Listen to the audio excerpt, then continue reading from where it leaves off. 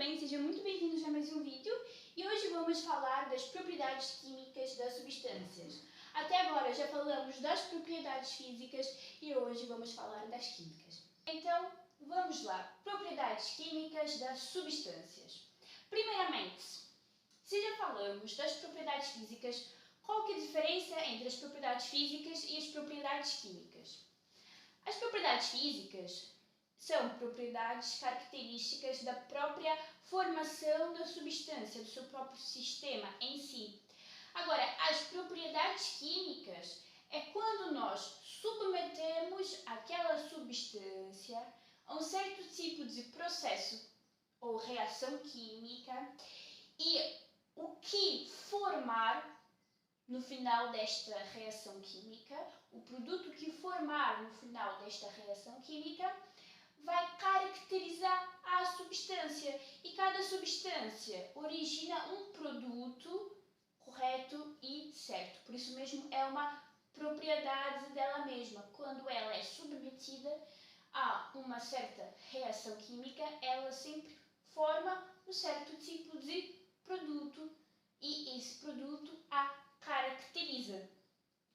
E é claro que nas propriedades químicas nós sempre modificamos a substância, ok? Nós sempre modificamos a substância.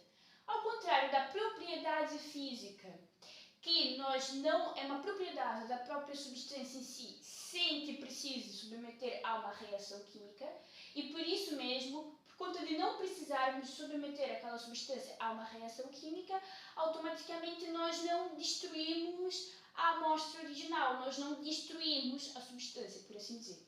Agora, para sabermos uma propriedade química de uma substância, vamos ter que submeter a substância a uma reação química e por isso mesmo nós vamos estragar, por assim dizer,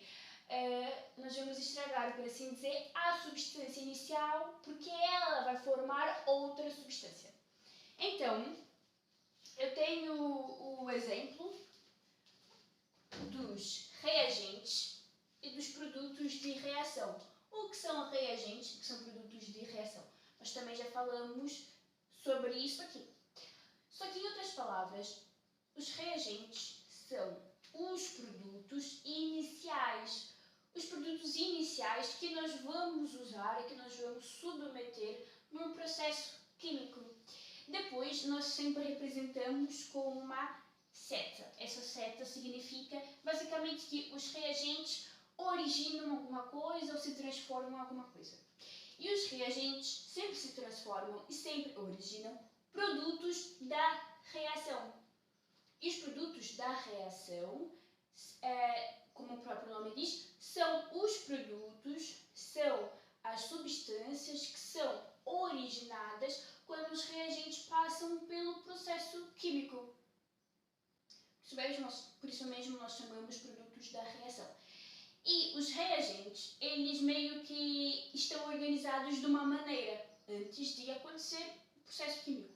Estão organizados de uma maneira, mas a partir do momento em que se inicia o processo químico, acontece um rearranjo de átomos, ou de partículas, ou de corpúsculos, porque o que acontece? Nós temos os átomos, os corpúsculos ligados de uma maneira e quando passam por um processo químico, eles se rearranjam, ou seja, eles ligam novamente, mas fazem um tipo de ligação diferente. Por isso mesmo que o reagente inicial, ele é meio que destruído. Por quê? Porque os átomos, eles se rearranjam e formam outras substâncias, que são os produtos da reação. E muitas vezes nós preferimos mais as propriedades físicas, nós muitas vezes preferimos identificar uma substância de acordo com as suas propriedades físicas do que químicas. Porquê? Porque nós não destruímos a amostra inicial. Diferente das propriedades químicas que sim, nós destruímos os reagentes para formar os produtos da reação. E por isso mesmo, as transformações químicas, os reagentes e os produtos da reação vão ajudar na identificação da substância, porque cada substância reage de uma maneira diferente, originando um certo produto. E esse certo produto que é originado uma propriedade dos reagentes e por isso mesmo nós conseguimos identificar. Como eu disse, é uma propriedade. Então, olha só, temos a água. O que faz a água? Nós temos o sulfato de cobre anidro, que se transforma no sulfato de cobre pentahidratado. Antes de me aprofundar ainda, eu queria dizer que existe certo tipo de coisas que nos ajuda a saber se é uma transformação química ou não. Nestes primeiros casos que eu vou citar, é a mudança de cor.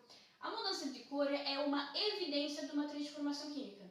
E a água e o amido, que temos aqui, também o dióxido de carbono, por acaso, é uma transformação química e um dos sinais que nos dão que é uma transformação química é, por exemplo, a mudança de cor. E isso que acontece. Porque quando nós juntamos o sulfato de cobre anidro com a água, dá o sulfato de cobre pentahidratado. Então, o que é o sulfato de cobre anidro? O sulfato de cobre é um composto iônico, ok? É um sal. E o sulfato de cobre anidro, ele tem cor branca. Mas quando nós juntamos o sulfato de cobre anidro com cor branca, mais água, o sulfato de cobre fica azul. E nós temos o sulfato de cobre pentahidratado. Mas podem falar, olha só, nós não originamos nenhum produto da reação assim, nada de diferente. Em base, nós temos uma transformação, nós temos ao mesmo tempo uma dissolução aqui, não é mesmo? Nós meio que fizemos uma solução, colocamos o sulfato de cobre branco e dissolvemos na água, e por isso mesmo tivemos o sulfato de cobre pentahidratado, mas sim, é uma reação química, é uma transformação química. Por quê? Porque nós modificamos o estado do sulfato de cobre anidro. Ele passou para anidro para pentahidratado. Ele era branco e passou a azul. Como? Porque quando nós juntamos o sulfato de cobre anidro branco com a água, a partir deste momento, nós começamos a colocar pequenas partículas, ou as partículas de água, nos cristais de sulfato de cobre, e por isso mesmo ele ficou azul. E como nós juntamos sulfato de cobre anidro branco com água, também tem um bocado de lógica se chamar sulfato de cobre pentahidratado, como se tivéssemos hidratado o sulfato de cobre anidro. Por isso mesmo, sulfato de cobre anidro, que é branco, juntamente na presença da água, fica sulfato de cobre pentahidratado azul. O amido também, assim como eu disse antes, acontece uma transformação química e um dos sinais é a mudança de cor. Portanto, nós temos a água de iodo, que é castanha, e ao juntar a água de iodo castanha com amido, a água de iodo fica roxa, azul roxeada. Então, amido, juntamente com água de iodo castanha, faz com que a água de iodo castanha passe para a cor roxa. Agora, o hidrogênio. O hidrogênio arde com um ruído característico, porque é um combustível. Isso está estritamente ligado com as reações de combustão. Arde com um ruído característico. Por quê? Porque é um combustível, ok? Isto está estritamente ligado com as reações de combustão, em que nós temos um combustível e nós temos um comburente. O combustível é o material que arde e o comburente é o que permite arder, o que ajuda a arder. E o hidrogênio, por conta de ser um combustível, ele arde, mas arde ainda com um ruído característico. E por isso mesmo, como ele é um combustível, numa reação de combustão, nós podemos falar que é uma propriedade química, porque quando o hidrogênio passa por uma reação de combustão, ele arde com um ruído característico porque é um combustível. Por isso mesmo é uma propriedade química e que ajuda na sua identificação. Agora, o oxigênio aviva um pavio em brasa. Por quê? Porque é um comburente, ou seja, ele é o que permite arder. Então, o oxigênio, numa reação de combustão, ele aviva um pavio em brasa, porque é o que permite arder, ele é o comburente.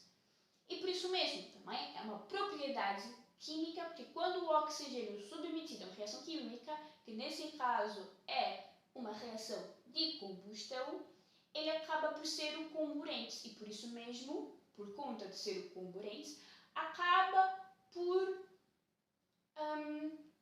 conta dele ser o comburente, ele acaba por permitir com que um certo tipo de combustível arda. E por isso mesmo ele aviva um pavio em brasa. E é uma propriedade química, é uma transformação química que ajuda na sua identificação. Agora, nós temos o dióxido de carbono. E o dióxido de carbono, CO2, ele deixa a água de cal, que é incolor, turva ou opaca. Mas primeiramente vamos por partes. O que é a água de cal, como que ela se forma e por que ela fica turva ou opaca? Turva ou opaca é a mesma coisa. Então, primeiramente, a água de cal, ela é cal apagada. Por quê? Porque a água de cal é quando misturamos cal viva ou cal virgem mais água. Água de cal, cal mais água. Então, primeiramente, como se forma a cal? A cal viva ou cal virgem, podemos citar esses dois nomes.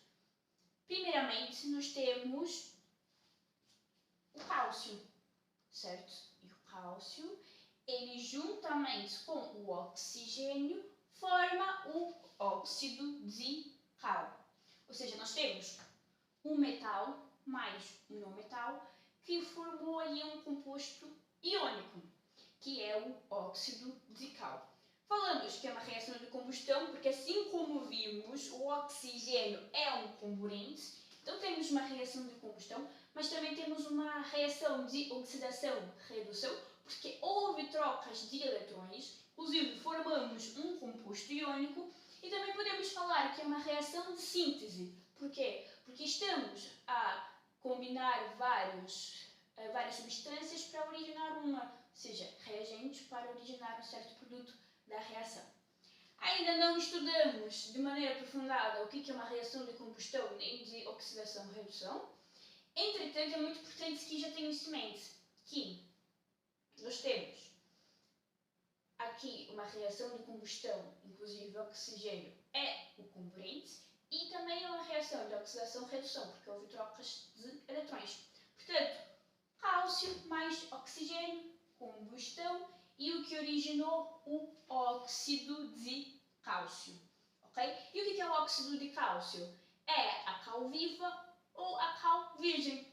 Ok, então, portanto, nós já temos a cal, que foi o cálcio, mais o oxigênio, que virou óxido de cálcio. Então, nós já temos a cal pronta.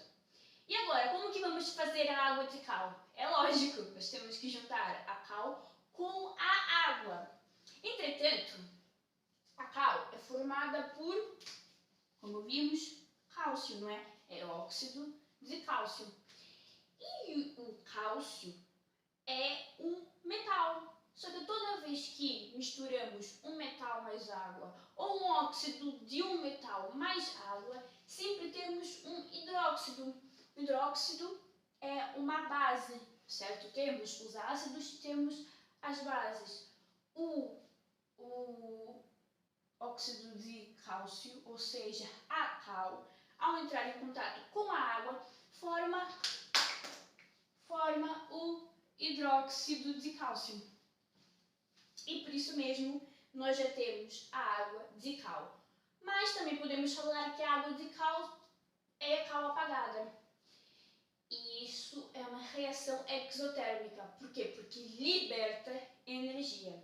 Portanto, em resumo, o dióxido de carbono turva ou deixa opaca a água de cal. E a água de cal é incolor. Como? Primeiramente, nós temos um óxido de cálcio, que é a cal viva ou a cal virgem, e depois pegamos a cal e juntamos com água, já que é água de cal. E o óxido de cal reage com a água, como podem ver aqui, o óxido de cal reage com a água e isso origina a água de cal, que também podemos falar que é o hidróxido de cálcio. Hidróxido de cálcio. Por quê? Porque que é o hidróxido? Porque toda vez que um óxido do metal ou um metal reagir com água, sempre forma bases.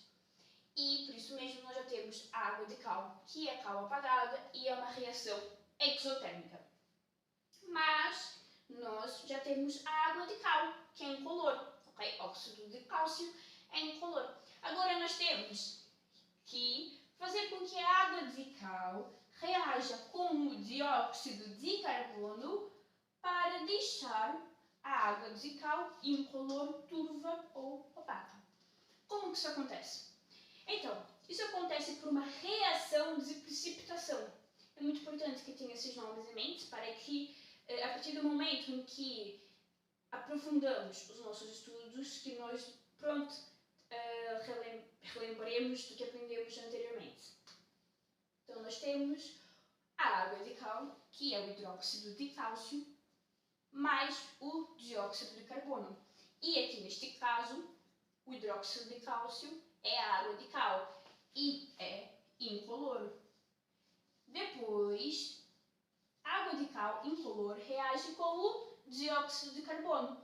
Então, isto é uma propriedade química do dióxido de carbono. Por quê? Porque o que o dióxido de carbono faz? Ele forma o CaCO3, que é o carbonato de cálcio mais água. E o que acontece? O carbonato de cálcio é um sal pouco solúvel e por isso mesmo vai ter uma reação de precipitação, porque nós temos um líquido, que é a água de cal, que é incolor, e depois juntamos com o gás, com o dióxido de carbono. Só que o dióxido de carbono com a água de cal, portanto é uma propriedade química do próprio dióxido de carbono, originou um sal pouco solúvel, por isso mesmo uma reação de precipitação. Esse sal é o carbonato de cálcio, só que também não só originou carbonato de cálcio, também originou água. E o carbonato de cálcio, por conta de ser um sal pouco solúvel, ele deixa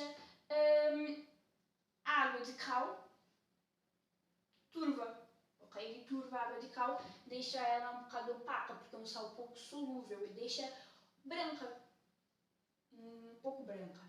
Pronto, deixa turva. Então, essa é uma propriedade do dióxido de carbono. Por quê? Porque o dióxido de carbono, ao atuar com a água de cal, tem que dar necessariamente o carbonato de cálcio, ou seja, dióxido de carbono, ao atuar obrigatoriamente com a água de cal, tem que fazer com que a água de cal incolor fique turva ou opaca. Por isso mesmo é uma propriedade química do dióxido de carbono, é uma coisa que ajuda a identificar o dióxido de carbono, porque o dióxido de carbono, ao reagir dessa maneira com isto, transforma o dióxido de carbono, ao reagir com isto, quando os reagentes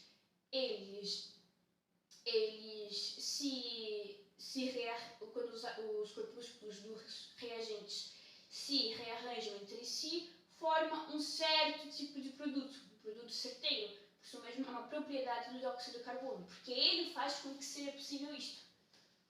Agora, já que falamos do hidrogênio, eu também trouxe aqui algumas maneiras de obter dihidrogênio.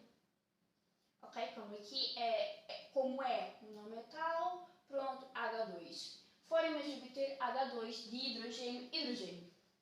Nós temos a eletrólise da água. E o que é a eletrólise da água? Basicamente, em outras palavras, nós estamos a decompor a água. Ou seja, a fórmula da água é H2O, certo? E a eletrólise da água, como eu disse, é como se fosse uma decomposição da água. Então, H2O origina H2 e O2, ok? Portanto, H2O é uma molécula composta por hidrogênio e oxigênio. E o que vai originar, se é uma decomposição, vai originar apenas hidrogênio e apenas oxigênio. É uma decomposição. H2O origina H2 e O2. É uma decomposição na água. E nós temos aqui a reação química acertada. Mas também vamos estudar melhor as reações de decomposição. Também temos o metal mais água. Nós também já falamos isso numa das aulas passadas, sobre juntarmos um metal mais água e que, aliás, é diferente do que juntar um óxido do metal mais água. Mas toda vez que juntamos um metal mais água, nós sempre temos o hidróxido daquele metal, que nem aconteceu aqui, que nós temos o hidróxido de cálcio. Por quê? Porque juntamos o óxido de cálcio e o cálcio é um metal com água. Então, toda vez que juntamos um metal mais água, sempre temos um hidróxido daquele metal. Por exemplo, aqui nós temos sódio mais água, formou hidróxido de sódio, mais de hidrogênio. Metal mais água sempre liberta de hidrogênio. Mas nós também temos um metal mais um ácido. Aqui se tem o exemplo do zinco. Zinco mais ácido clorídrico, HCl, origina cloreto de zinco mais de hidrogênio. Portanto, aqui nós temos uma formação de um sal com um rearranjo de átomos. E se pararem para prestar atenção, aqui nós temos zinco, que o símbolo é Zn, mais HCl, que é ácido clorídrico. E o que acontece? Nós mais ou menos isolamos o H aqui e passamos para o outro lado como de hidrogênio e sobrou, por assim dizer, o cloro e o zinco. E por isso mesmo formou um cloreto de zinco. Portanto, 3 formas de obter de hidrogênio: eletrólise da água, reação de decomposição, um metal mais água e também um metal mais ácido. Pessoal, este foi o vídeo de hoje. Nós falamos sobre as propriedades químicas das substâncias, a diferença entre as propriedades físicas e as propriedades químicas. Espero que tenham gostado e o próximo vídeo, como de costume, vamos fazer alguns exercícios de consolidação. Até o próximo!